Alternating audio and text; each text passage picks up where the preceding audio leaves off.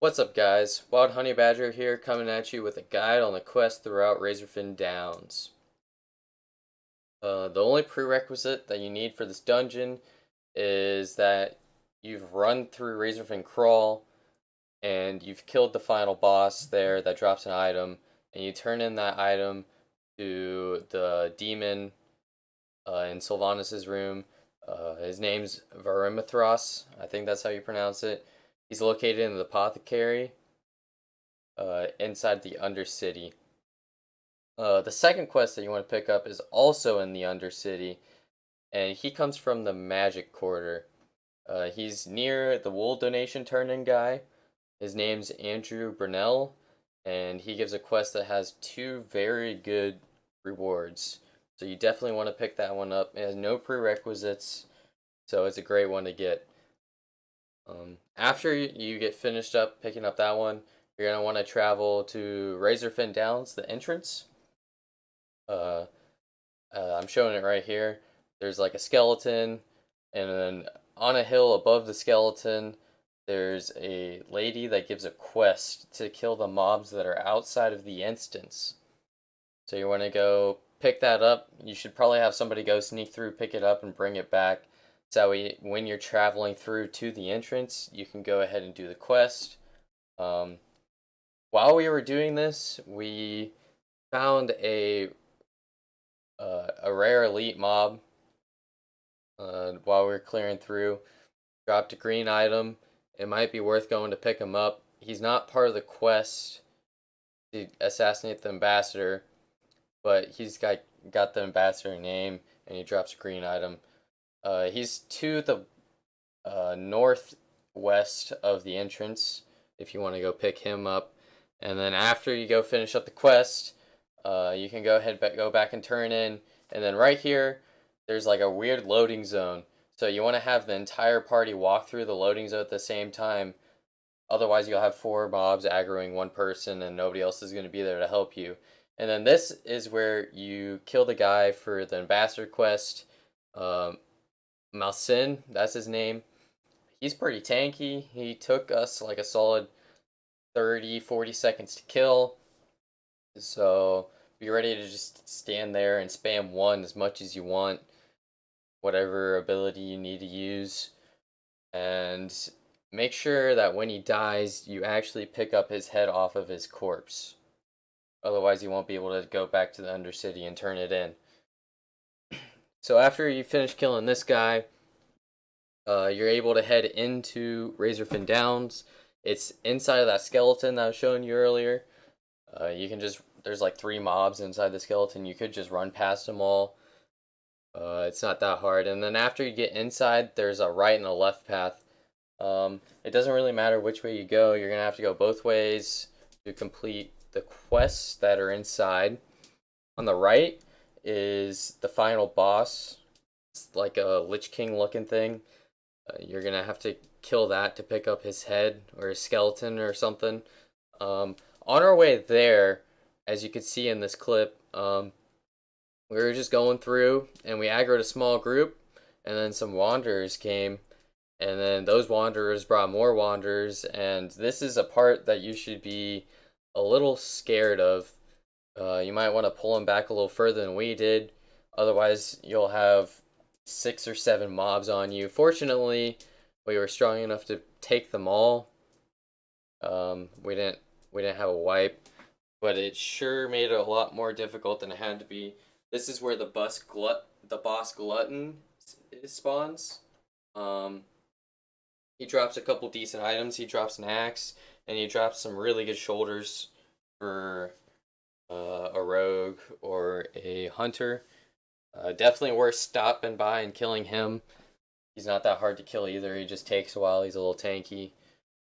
And then once you kill him, you're going to want to continue on your path up around the spire, because the boss is located at the top of the spire, and that's the boss that you need to pick up the quest item. As you can see, we're killing the glutton right now. He dropped the axe, unfortunately. I wanted the shoulder pads. Those things are really good. On our way up the spire, there's a chest, so make sure that you don't miss the chest. It's located inside that little hut.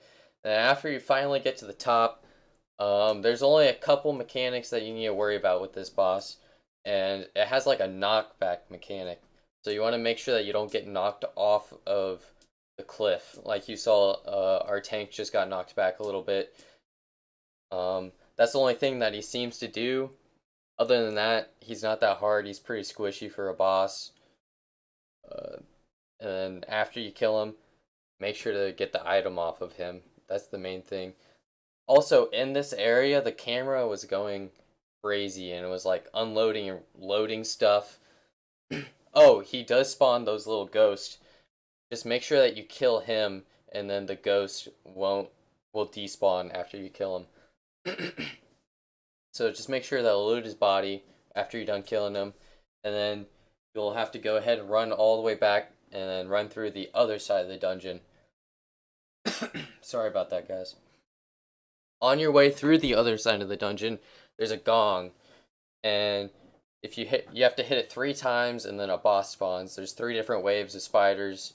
So the first wave is easy spiders. They're not even elites. The second wave has like 4 elite spiders, not too difficult still. And then after you kill those 4 elite spiders, the final boss comes. He didn't have any mechanics that I can think of, so you just have to kill him. It's not that difficult.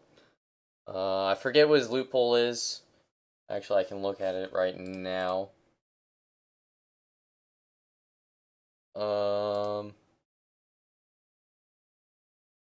His loophole is some leather gloves with nature resistance, a cape with stamina and spirit, and some pretty good plate armor if you're a tank.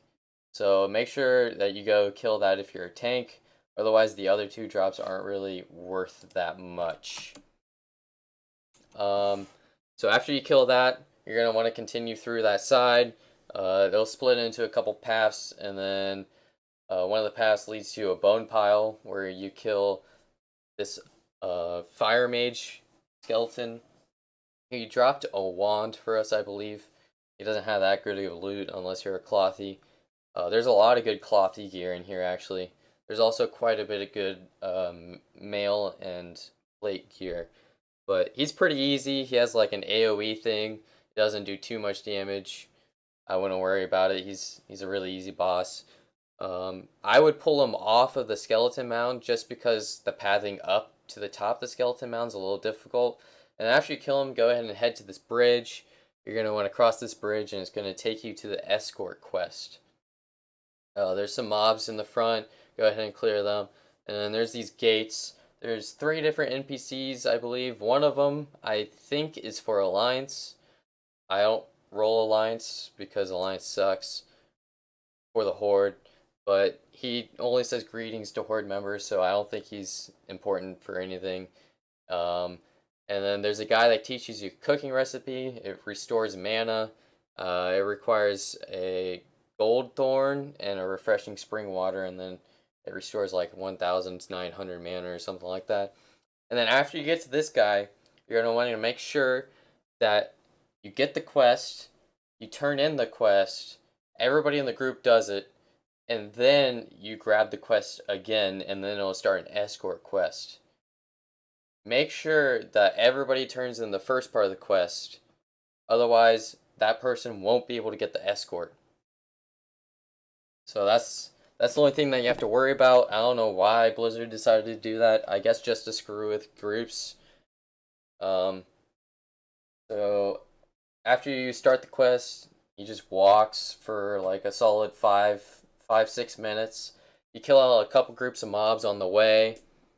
And then he leads you to like a stone monument, and he sits there for 4 minutes, I believe, channeling, and you have to clear 5 spawns and then the boss spawns. So it's like 6 different mob spawns, but the boss is after the 5 spawns. It's not that bad. The waves are pretty easy. We took a while to start the quest just making sure that everybody was on the same page and everybody got it. Unfortunately, our tank, he hit escape as soon as we started the quest, so he was unable to get the quest. It closed out of it. So just make sure that you're staying in there. Don't touch anything until the pop-up comes, and then accept the quest. He starts walking. He's pretty slow, like any escort quest. It kind of sucks. Um, and then you get to the statue. You clear out the 5 waves. It's pretty easy. There's nothing to it.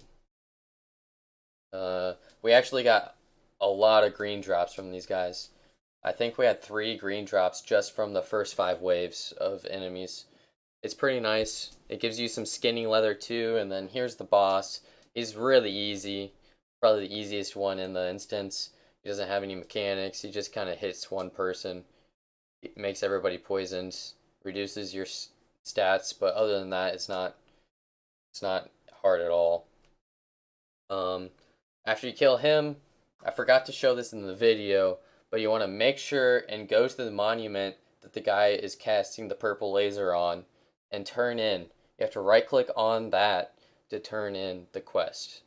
So make sure that you do that. I forgot to show. Make sure that you right click on it. And then after that, you're completely done with the instance. I hearthed out, traveled to the Undercity, and went and turned into the same 2 NPCs that you got the 2 quests from. And that is Razorfen Downs.